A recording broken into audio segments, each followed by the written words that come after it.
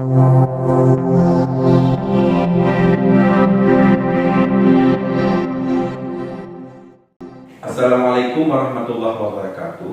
Perkenalkan, saya Dr. Zulkifli MPD. Saya merupakan dosen tetap di Prodi Pendidikan Pancasila dan Kewarganegaraan, FK Perguruan dan Ilmu Pendidikan Universitas Jabal Gapur Sigli. Saat ini saya sedang mengikuti proses sertifikasi dosen yang diselenggarakan oleh Kementerian Pendidikan Tinggi dan Teknologi tahun 2026. Video ini saya susun sebagai pernyataan diri dosen dalam unjuk kerja Tridharma Perguruan Tinggi atau PDD UKTP, khususnya dalam bidang pengajaran. Pada kesempatan ini saya akan memaparkan mata kuliah saya yang saya ampuh dan sesuai dengan keahlian saya, yaitu mata kuliah geopolitik dan geostrategis. Adapun CPL yang ingin kita capai yaitu pengetahuan menguasai konsep teoritis geopolitik geostrategi, wawancara Nusantara, dan ketahanan nasional untuk menganalisis dinamika kebangsaan dan geopolitik global. Sedangkan CPNK yang ingin kita sampaikan kepada peserta didik yaitu menganalisis wawasan Nusantara sebagai geopolitik Indonesia, mencakup unsur-unsur dasar, hakikat-hakikat dan asas kedudukan dalam menjaga NKRI, capaian kedua dan capaian keempat. Deskripsi singkat mata kuliah geopolitik dan geostrategis pada program studi pendidikan Pancasila dan Kewarganegaraan di Universitas Jabal Gapur membekali mahasiswa dengan pemahaman mendalam mengenai hubungan antar geografi, kekuasaan, strategi nasional. Fokus utama perkuliahan ini menekankan pada penanaman nilai wawasan Nusantara sebagai landasan geopolitik Indonesia serta ketahanan nasional sebagai geostrategis Indonesia dalam menjaga keutuhan NKRI dan merespon dinamika konteks global. Bahan kajian materi pembelajaran yaitu satu, konsep dasar sejarah dan paradigma geopolitik dan geostrategi. Yang kedua, perkembangan teori geopolitik dunia. Selanjutnya ada wawasan Nusantara sebagai geopolitik Indonesia. Ada unsur-unsur dasar dan hakikat wawasan Nusantara, ketahanan nasional sebagai geostrategi Indonesia, serta otonomi daerah, geopolitik lokal, batas wilayah negara kesatuan Republik Indonesia, isu strategi maritim, keamanan, kelautan, pertahanan, siber, dan geopolitik kawasan regional. Bentuk metodologi pembelajaran dan penugasan yaitu metode pelajaran diskusi kelompok dengan pendekatan discovery learning. Demikian yang dapat saya sampaikan pada hari ini. Kita lanjut kepada proses pembelajaran di ruang kelas. Assalamualaikum warahmatullahi wabarakatuh. Puji kepada Allah dan salam kepada Rasulullah SAW. Teristimewa penghormatan saya kepada para mahasiswa yang telah hadir pada hari yang berbahagia ini. Sebelumnya kita sudah sama-sama membahas berkenaan dengan wawasan Nusantara sebagai geopolitik Indonesia. Jadi untuk pertemuan pada hari ini kita coba mengupas membahas berkenaan dengan unsur dan hakikat wawasan Nusantara. Mengapa hakikat wawasan Nusantara itu perlu kita pahami, perlu kita cerdasi bersama-sama? Oleh karena itu, saya mengajak mahasiswa untuk sama-sama menelaah bagaimana unsur dan hakikat daripada wawasan Nusantara itu.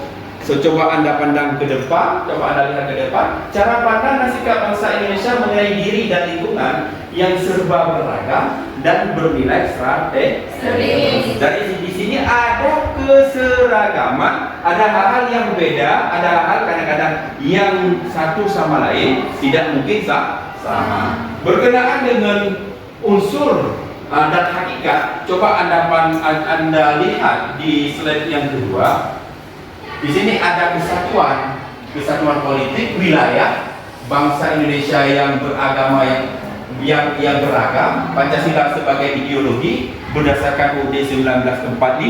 Nah, di sini ada sedikit ilustrasi ada ilustrasi gambar yang saya tampilkan pada hari ini menjadi satu kesatuan di mana ada perbedaan. Dalam perbedaan tersebut adanya persatuan dan kesatuan. Dalam hal ini coba kepada mahasiswa untuk bisa menelaah, ya, memberikan gambaran ataupun memberikan penjelasan berkenaan gambar yang saya telah tampilkan.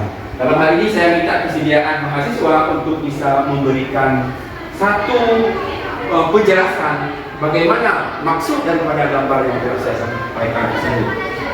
Adakah yang mau memberikan gambar penjelasan? Ya, silakan. Baik, dari Assalamualaikum warahmatullahi wabarakatuh. Perkenalkan, nama saya Fatulini. Saya akan memberikan gambaran tentang yang poin pertama, yaitu wilayah Indonesia adalah satu kesatuan, yang artinya seluruh wilayah Indonesia dari Sabang sampai Merauke merupakan salah satu negara utuh yang tidak dapat dipisahkan. Dan yang artinya dalam sebuah wilayah ada lautan, daratan yang tidak bisa dipisahkan sama sekali, walaupun tetap bersatu. Begitu, Bapak. Ya, kalau kita lihat, Anda sudah menyebutkan satu kesatuan yang tak bisa dipisahkan, yang tujuannya ada keinginan untuk bisa bersatu, menjaga kebinekaan. Nah, menjaga kebinekaan di sini berarti kita mengakui adanya perbedaan. Makanya munculnya perbedaan untuk bisa dipersatukan. Oke. Saya kira menurut gambar di sini, alhamdulillah sudah sedikit ada titik temunya. Kita lanjutkan kepada slide yang selanjutnya berkenaan dengan apa itu wawasan Nusantara. Mengapa wawasan Nusantara itu penting? Ini ada cara pandang, bernilai strategis, dan ada juga yang namanya persatuan dan kesatuan. Ditinjau dari cara pandang dan sikap bangsa Indonesia mengenai diri dan lingkungan yang serba beragam dan bernilai strategis, yang mengutamakan persatuan dan mengutamakan kesatuan bangsa serta kesatuan wilayah dalam menyelenggarakan kehidupan bermasyarakat, berbangsa dan bernegara. Di sini ada satu kaitannya, ada satu hubungan bagaimana bangsa itu bisa dikaitkan supaya bangsa itu melahirkan semangat kesatuan dan persatuan. Oke. Kita lanjutkan kepada pembahasan selanjutnya, mengutamakan kepentingan bangsa di atas kepentingan golongan. Jadi di sini ada ungkapan mengutamakan kepentingan bangsa di atas kepentingan golongan. Berarti hakikat dari wawasan Nusantara adalah keutuhan Nusantara. Keutuhan Nusantara itu tidak bisa utuh tanpa menghargai perbedaan. Tidak bisa kuat, kokoh tanpa mengutamakan, menghargai setiap yang berbeda. Jadi hakikat wawasan Nusantara adalah keutuhan Nusantara, yaitu persatuan bangsa dan kesatuan wilayah dalam mencapai tujuan nasional. Dari setiap warga negara dan aparatur negara harus berpikir, bersikap dan bertindak secara utuh untuk menyeluruh demi kepentingan bangsa dan negara. Bertindak secara utuh demi keutuhan bangsa. Berarti ada hal-hal yang memang perlu kita pahami di sini. Ada rongrongan, ada pihak-pihak yang kadang-kadang ingin menghancurkan keutuhan. Makanya penting memahami hakikat wawasan Nusantara. Ditinjau dari beberapa aspek. Yang pertama ada utuh menyeluruh, di mana bangsa dan wilayah dipandang sebagai satu kesatuan yang tidak bisa dipisahkan. Negara kesatuan, satu kesatuan yang tak pernah bisa dipisahkan, disebabkan butuhnya semangat wawasan Nusantara untuk menjaga keutuhan bangsa itu sendiri.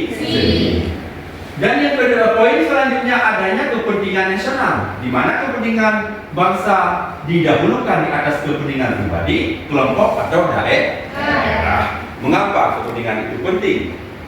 Nasional adalah ibu kota kita ataupun tempat kita, kota negara kita, tempat kita berpijak, itu tidak bisa dipisahkan antara satu kesatuan dengan yang lainnya, sehingga butuh yang namanya kepentingan nasional. Secara di sini ada tujuan nasional diarahkan pada tercapainya cita-cita tujuan nasional Indonesia.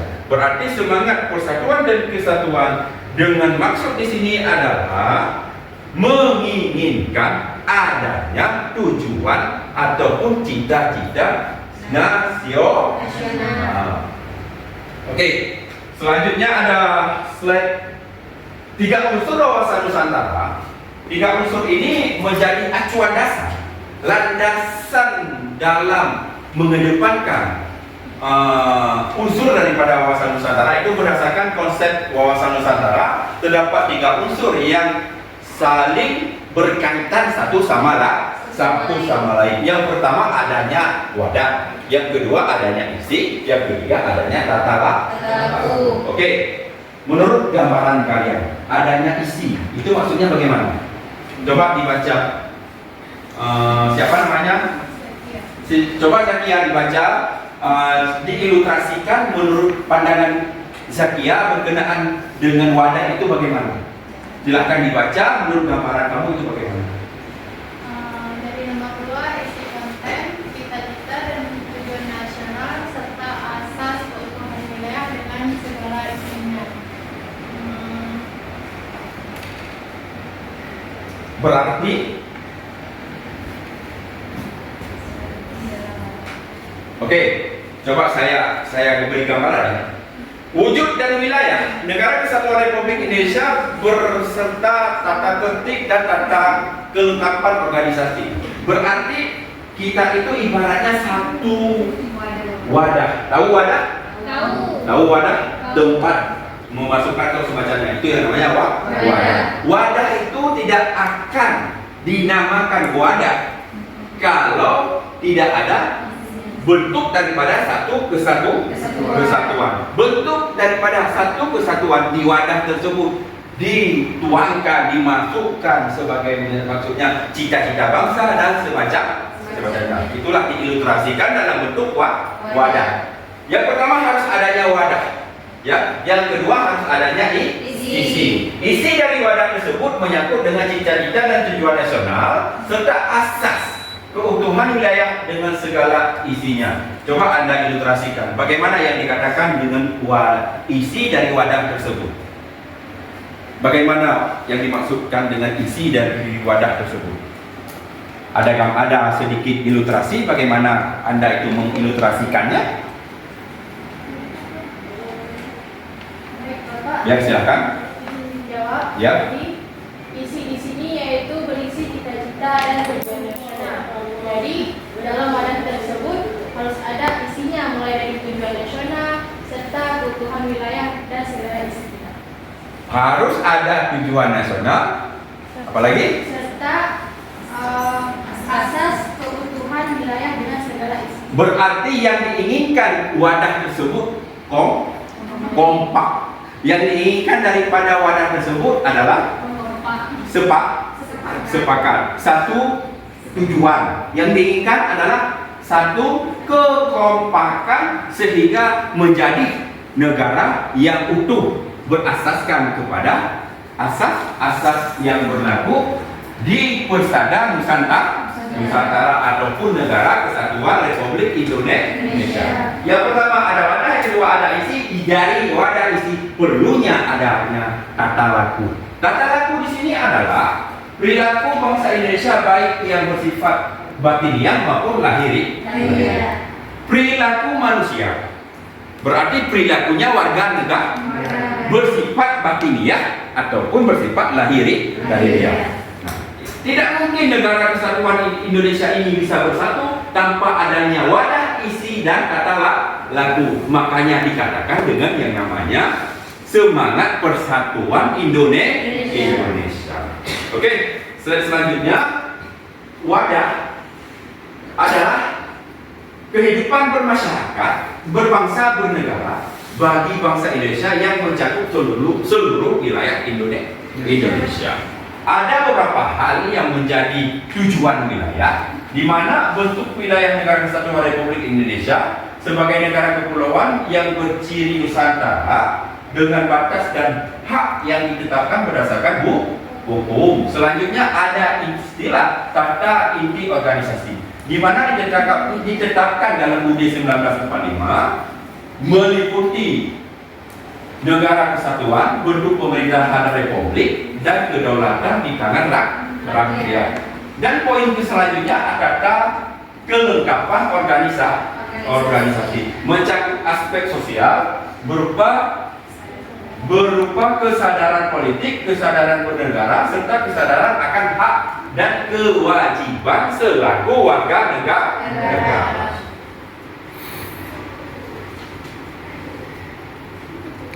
Ada pertanyaan? Ada pertanyaan dari beberapa poin-poin yang sedang saya sampaikan, ataupun saya ingin menanyakan kepada kalian. Silakan Anda hari ini mendiskusikan dari wacana yang telah kita pahami bersama-sama. Coba kalian ilustrasikan 3 unsur wawasan Nusantara mencakup wadah, isi, dan tata laku. Dari sini coba kalian ilustrasikan, nanti akan kita beri kesempatan para mahasiswa untuk bisa tampil di depan untuk menjelaskan bagaimana gambaran berkenaan wadah, isi, dan tata laku. Silahkan Anda berikan sedikit gambaran berkenaan hal-hal yang telah barusan saya beri wewenang dan tugas kepada kalian. Atas waktu dan kesempatannya saya persilahkan. Silakan Anda memberikan ilustrasinya supaya hal ini bisa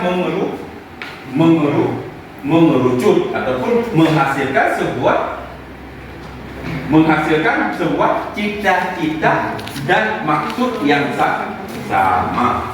Silakan, atas waktu dan kesempatannya saya persilahkan untuk didiskusikan. Coba dibagi ke 3 kelompok, didiskusikan bagaimana yang dikatakan dengan 3 unsur wawasan Nusantara menyangkut dengan wadah, isi, dan tata laku.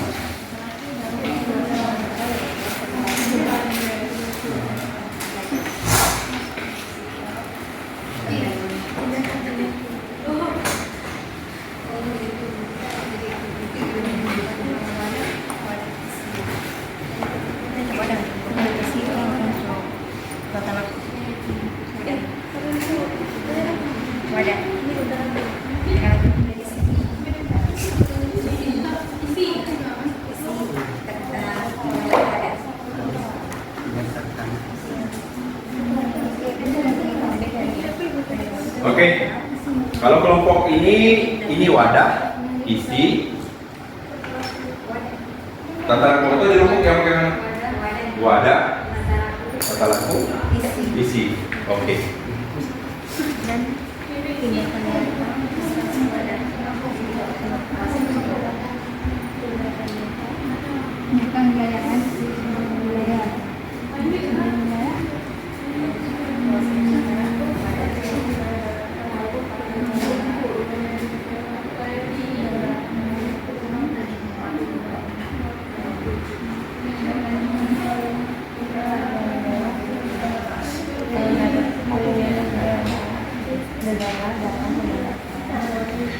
Bagaimana? Ada yang bisa menjawab? Coba diberikan gambaran berkenaan hal yang baru saya sampaikan kepada mahasiswa menyangkut dengan gambaran tentang wadah, isi, dan tata laku.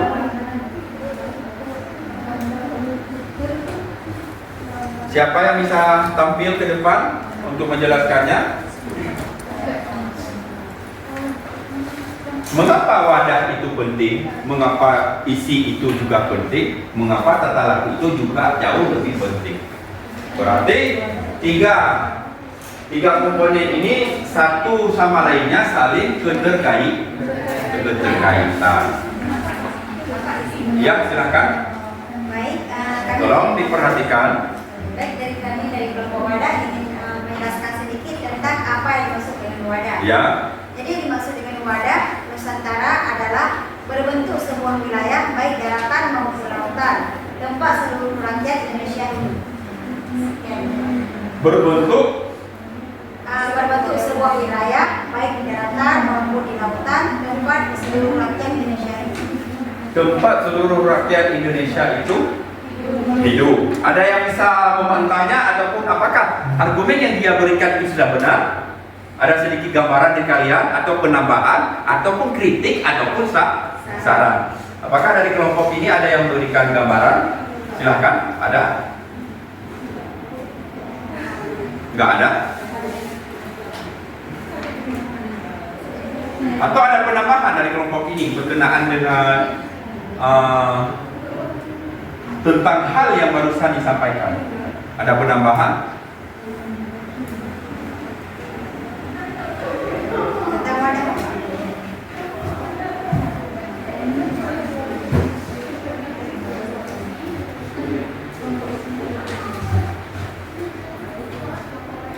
Baik, saya akan melanjutkan sedikit tentang wadah.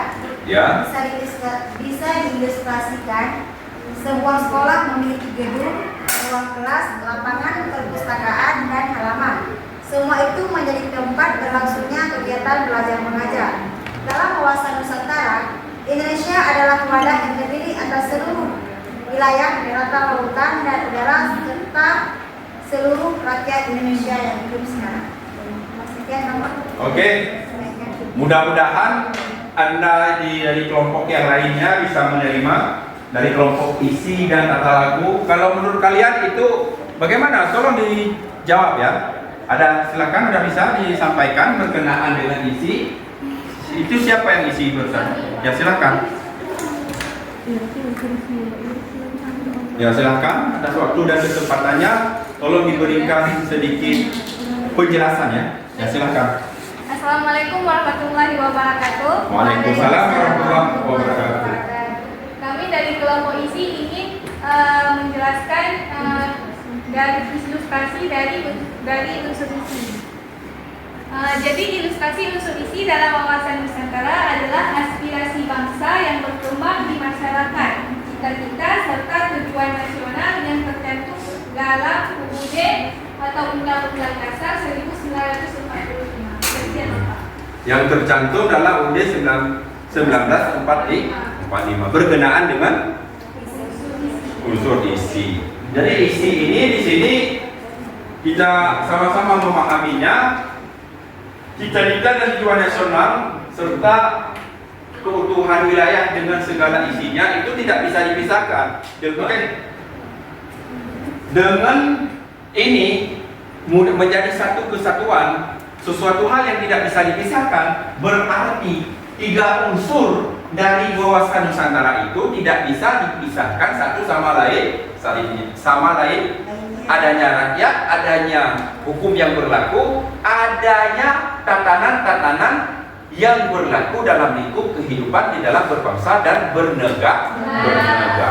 Dalam hal ini mungkin minggu ke depan kita akan membahas ya ketahanan nasional sebagai geostrategi Indonesia. Jadi saya selaku dosen yang mengaku mata kuliah geopolitik dan geostrategis pada pertemuan hari ini, saya kira cukup sangat-sangat jelas, cukup sangat-sangat dipahami. Mudah-mudahan tuntas pada hari ini. Kita lanjutkan kepada sesi selanjutnya berkenaan dengan ketahanan nasional sebagai geostrategi Indonesia. Apakah bisa diterima? Bisa. Oke, atas waktu dan kesempatan yang telah diberikan kepada saya pada hari ini, saya ucapkan terima kasih. Hadanallahu wa iyyakum. Wassalamualaikum warahmatullahi wabarakatuh. Waalaikumsalam.